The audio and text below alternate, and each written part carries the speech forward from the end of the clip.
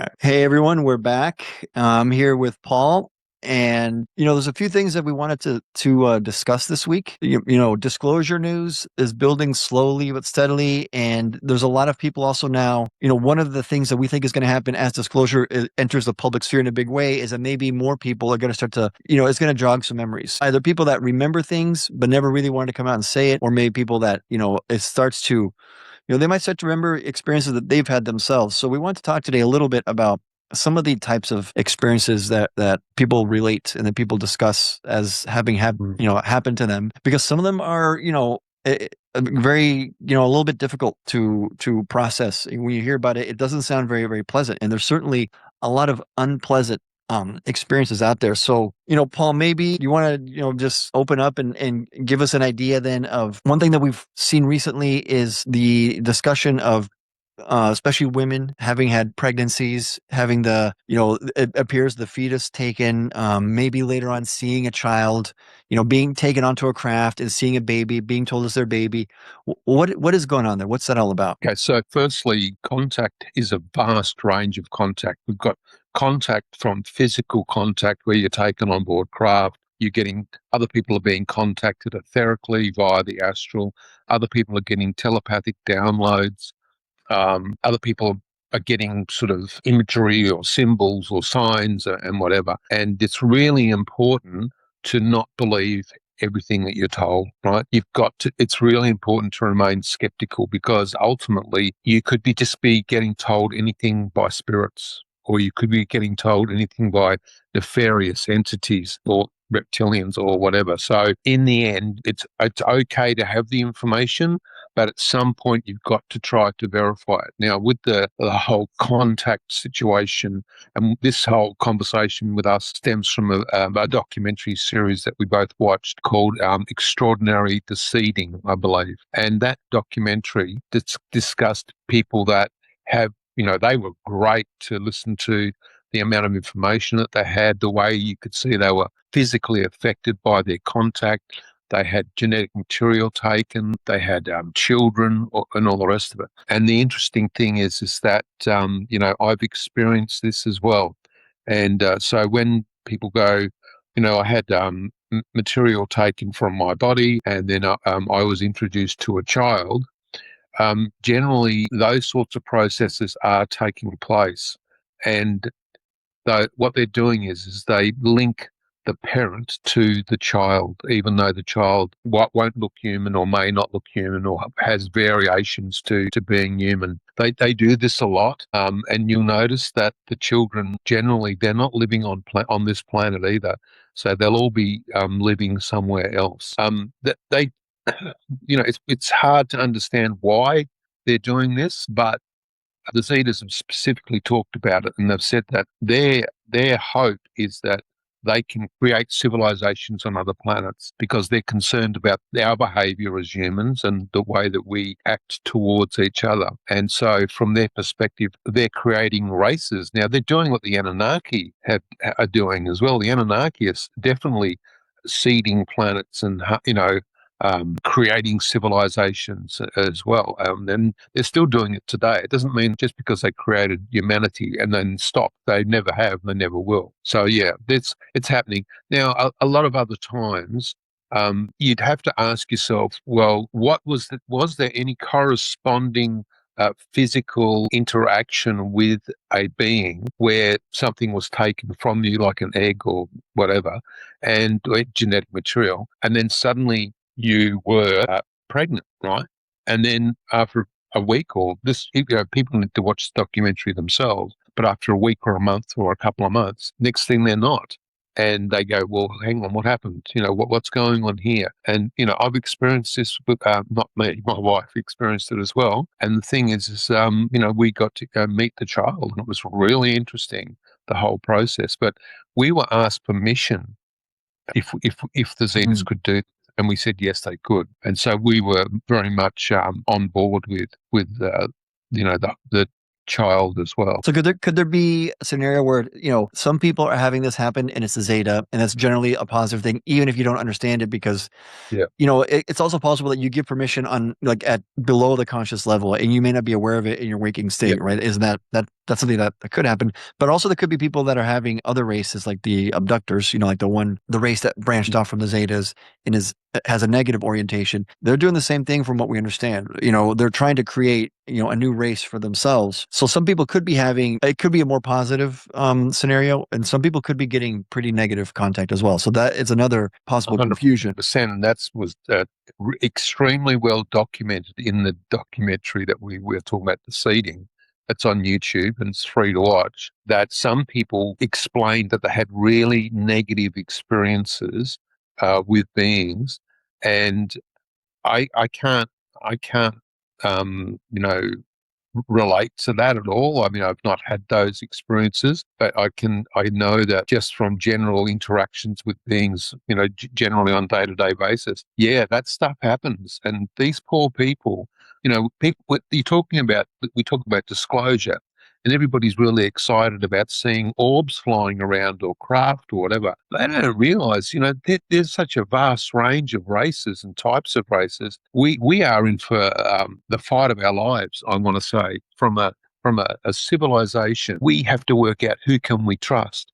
We've got to work out what these beings want. And it's not just good enough for us as humans just to sit back and believe the disclosure information that we're getting. We've got to get to a point where consciously we start to think about what do we want from contact. If they're going to disclose all of this, what is that actually going to mean to us? And how is it going to affect our lives? I mean, it's not just all about AI. It is the whole thing's one massive integration, and it's something that we all need to start thinking about. Yeah, and especially if we keep in mind that there has been contact with humanity for thousands of years, and a lot of it has been negative. I mean, there have been negative races that have been here manipulating us for a long time. Now we're growing out of it, and we're going to be able to, we're going to be able to handle it. But that does happen. So it's like, even in the past, we've had contact and we've been told things, and you got it. You can't just believe everything you're told by an entity that appears to be more evolved than us, because Yeah. sometimes they're more evolved in certain aspects but not in others. I mean, just because they're more advanced doesn't mean that they're good, and they have our best interests at heart. The litmus test here is the level of manipulation, to be Hmm. honest. Okay, Hmm. so if a reptilian person is influencing somebody, that level of manipulation shows that they're malevolent, that they're not to be trusted at all. But if a being is asking your permission to work with you and to do certain things and then producing positive outcomes, you can only go along with that being while that contractual obligation that you have with each other is being fulfilled and the parameters of that obligation are positive. The minute that it turns negative, you have to cease contact.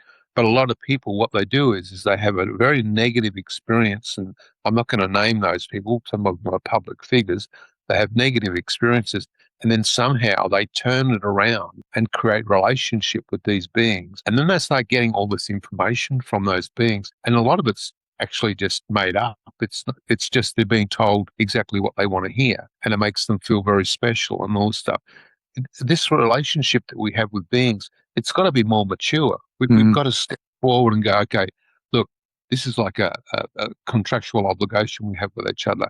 We have to make sure that we're actually delivering on what we're saying and not just being fed any type of information that we want to hear. And the other thing as well is I'm seeing a lot of stuff on social media about people that are remote viewing contact. Well, there's a lot of problems with that. Remote viewing contact, you could be getting some level of obfuscation in regards to the information that you're getting. And yes, you could have accurately remote viewed multiple targets and got them all right. But the minute you step into the area of trying to remote view contact with beings and thinking that you're getting contact, how do you know that it's not some synthetic matrix or something going on there where you're just interacting with this collective space and it's just feeding you back like a artificial intelligence, anything that you want to hear. Yeah, yeah, yeah. Because I mean, they can remote view each other as well. So you imagine they must have offensive and defensive capabilities, essentially, right? I mean, if something tries to remote view an advanced race, they sense it, they know it's happening, and then they can Yeah. decide how to respond. They can give you, false imagery. They can do all sorts of things. Um, you know, Oh, yeah, I've read encounters like that where people have tried to remote view beings and they've sensed a real malevolence from them. Yeah. And Yeah. and also, if you remote view the wrong race, you're in trouble. It'll happen. Well, because imagine me, forget about humans remote viewing them. Imagine them remote viewing each other. I mean, this must be happening all the time, right? So it's not like it's just, like anyone can remote view anyone. This is stuff that we're just learning about this and we're just working it out. They're much, much more advanced than us in this. So, yeah, their ability to, operate from a much higher level with anything that has to do with consciousness is extreme. So anything that you're doing in consciousness, you got to be super careful. But think about this: if you're advanced, you're going to know not to remote view. Yeah, yeah, yeah. Okay, because to remote view something would mean that the entity being viewed would know that you're doing that. Now, if you do that without permission, they're going to come for you, right? So these beings that are this, I think humanity at the moment is really playing in a very dark area, because when you remote view things and races and all the rest of it, I don't want to go into it, but when you remote view stuff, you need to be really, really careful who you remote view, because uh, um, there's a level of like a thread that's created when you Yeah. remote view something, and in consciousness that thread can be followed back to you as well. Now people go, oh well, I'll just cut the cords and I'll do all this and that. It can't be cut. It's consciousness. It doesn't work that way. Didn't the And Zeta one time? Sorry, didn't the one time they say that even to observe is to change? That yeah, just the observation. So even just that, I mean, it's like there is no way to observe without them knowing that you're observing them. If they're more, a higher level of consciousness, let's say. So there's no way of yeah. getting away scot free. No, there's always a thread, always. And so if a person is going to remote view something, they have to understand the thread, and they have to understand the complexity of the thread, and they have to understand what the ramifications are of that. Now, of course, it's okay to remote view, a target like a place or coordinates or whatever, as long as you're not actively seeking out to try to gain information about a race that doesn't want to be contacted. They may not want you to contact them. They may see this as a complete breach of their free will, and they're not Hmm. going to be happy about that either. Yeah, I imagine there's certain targets it's probably better not to remote view. Here, on this planet and elsewhere, it's probably safer. That is so funny that you say that, and I won't say any more. So let's getting back to like the more, let's say the positive Yeah, thoughts of hybrids. So let's say like the Zeta, if they create a hybrid human Zeta or something like that, what the consciousness that inhabits that new child, is that a spirit consciousness, do you think? Like where would that consciousness come from? Or is that consciousness that's coming from the Zeta collective? that's one question that we actually have not asked the Zetas, and so I would really only be just guessing at this point, and I don't want to guess. We should ask them because Yeah, that'll be interesting because the issue with the abductors, right? Because the abductors are creating hybrid forms, but they can only create the biological form. They cannot populate it with consciousness. They can't enliven it themselves, and they need the help of spirits, according to what the Zeta have told us. yeah, And the spirits refuse because they sense the malevolence.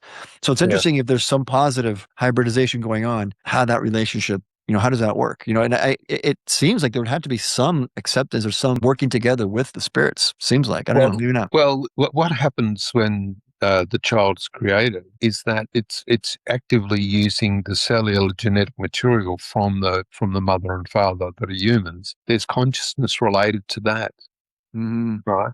And so we have to understand, when we think about spirits, we think about a male or a female, right, as spirits. But when we think about this a bit more deeply, what we're looking for is, what is consciousness, and is consciousness able to be split? Is consciousness able to be shared? Now, we know that the Zetas are able to split their consciousness in multiple ways, and you would consider that to be, if you related that to spirit realm, to be an oversoul process. Hmm. Hmm. So the Zetas could be doing this as well.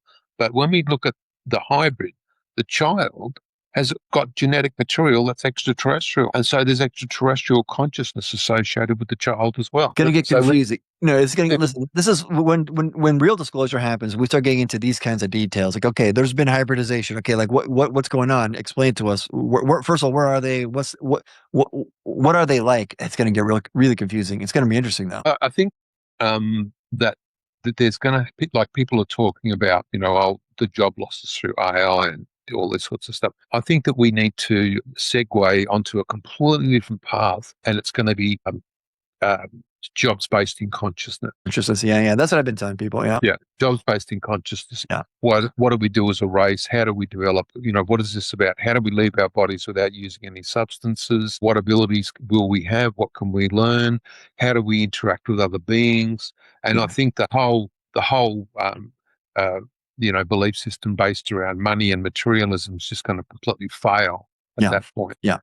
No, and I think it's imminent. I think it's right around the corner for that to happen. I think, personally, just watching the way the AI is developing, and the other thing to keep in mind though is that when we read descriptions, like when the Zeta describe to us how their technology works, you have to have a very high level of consciousness to use that technology, to interact with it.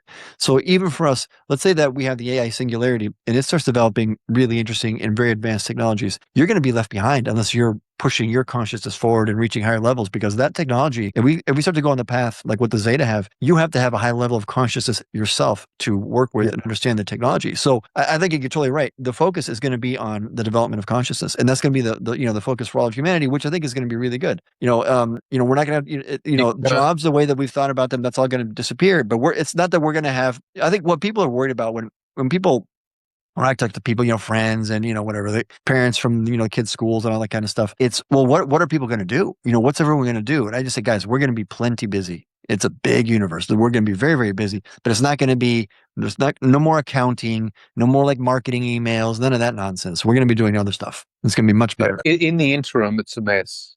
Yeah. It's just a big mess. I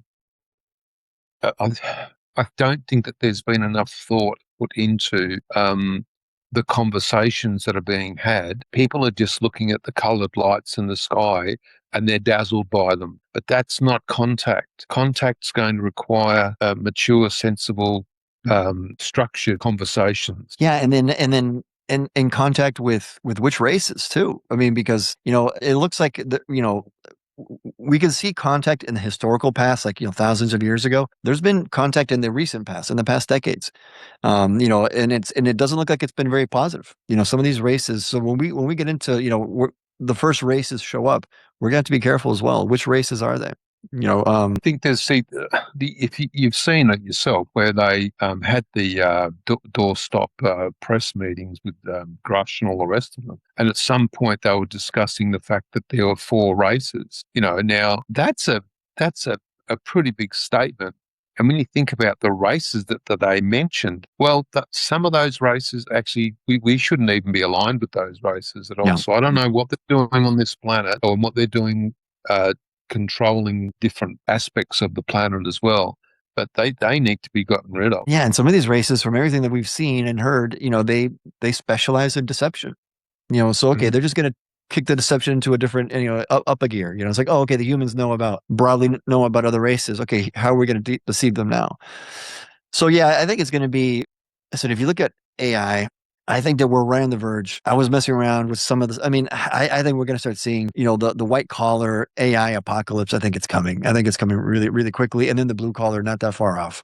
And it's going to take a little bit longer with robotics, but that's, the next 5 to 10 years, we're going to go through that, and maybe much faster. Like I think next year we're going to start seeing the first impacts on white collar work of AI. So that's going to be a big challenge, for us as as a race, as a society, and everything. And I think at the same time, we're going to start. I mean, the disclosure, it's starting to come out. We're going to go through. It's like a double whammy. I mean, we're going to be having we have to deal with AI restructuring our whole society, and then the truth and the real knowledge that yes, there are other races. We are in contact. We have been in contact. Some of them are positive, and some of them are negative. And now it's like we're entering like a very tricky universe, and it's time for us to grow up. One of the important factors that people aren't understanding is, or maybe some people do, but is the fact that the level of infiltration into your privacy is going to be total. Because an AI will know everything about a person. Yeah. A lot of people are worried about flock cameras or whatever they're called. I've never seen one, and all this other stuff and digital age and digital ID and all the rest of it. Forget about all that stuff, because ultimately it's heading that way anyway. And, AI is going to know all about what a person's doing. And the thing is, it'll be totally integrated into your life. Yeah. It'll become seamless. You won't even see it. It'll just be so embedded. And that appears to be fairly normal, right? There's other races that have something similar. One of the interesting things, though, from the information that you can see in the Zeta interviews, in the interviews 1 and 2, is that there are dangers with this. And the Zeta have warned us that you can take Yeah. integration with technology too far.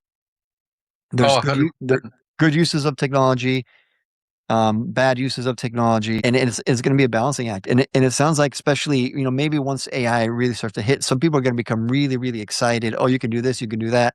I'm going to totally embed myself with all this Yeah. new gadgetry, and that's going to carry its own risks as well. So it's going to be a very difficult time for a lot of people these next 10, 20, 30 years, navigating, like, okay, there's all this technology out there. How much, should I get an implant? Should I get a technical implant? Is there something else? What should I do? It's going to be There's some. pretty messy. I think that this is probably a discussion for another time. But there's a lot to this. Yeah. We can discuss that because the Zetas have talked about it a lot. Yeah, we should.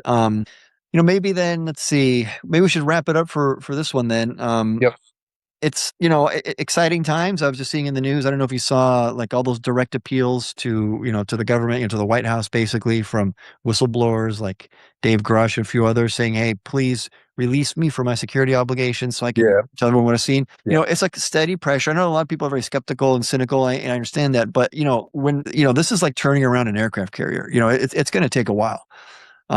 But what I see is steady pressure, more and more people realizing that something's going on. So, I think Yeah. it's coming, and hopefully, personally, I think, it's like taking off a Band-Aid, just rip it off and let's just get it over with. But, maybe, I don't know, maybe it's going to take a few years, I don't know how long it's going to take, but it's, The problem is, Rodrigo. The problem is that people actually don't know what disclosure is. mm, They have ideas in their mind about what disclosure is, but other people who probably have a fairly good idea about what it is are saying, be careful. yeah, You don't know what you're asking for. Now, if they're saying that, there needs to be some sensible conversation around what is disclosure, because if people have one idea about disclosure, thinking that somehow they're going to have a shopping buddy or be able to go to the supermarket with an alien or all this sorts of things. It may not have anything to do with that. hmm And when we look at the history of humans and humanity, we often see that there's a level of malevolence and darkness in some of the relationships that they have with other entities outside of the human construct. So I would suggest that people need to be extremely careful about what they believe disclosure will bring. yeah. No, that's a very good point. It's gonna be a big shock to everyone, even people that have been thinking about it and studying it for a long time. I mean, there's always surprises, Yeah. and we probably have a few more in store before this whole thing's over. But It's all going to happen. It's all going to happen. yeah, no, it's gonna happen. It's gonna happen. Let's just see if at the same time it's happening, we have an AI singularity, financial crisis. We'll have we'll have everything go wrong at once. So we'll just have like one bad year, and then we'll get through it. Maybe we'll just do that. Um, but all right, well, let's next time then let's we should get into the discussion of technology and what to expect and what to be careful with in terms of Yeah. the AI technologies that we're going to be seeing coming online really, really soon. And we're talking, you can already see implants. I mean, Neuralink is demonstrating, technical implants that can, change thought into words and things like that. That exists now. That's going to get better and better. There's going to be a lot of weird stuff with implants. And there's going to be a lot of stuff with embedding AI into yourself in various ways, which are going to look positive at first and maybe helpful, but it's going to be a lot of risk. So something that we should get into it. Okay, no All problem. right, we'll save it for next time then. But all right, thanks everyone. As usual, any questions, just pop them down below. Yep. Bye, everyone.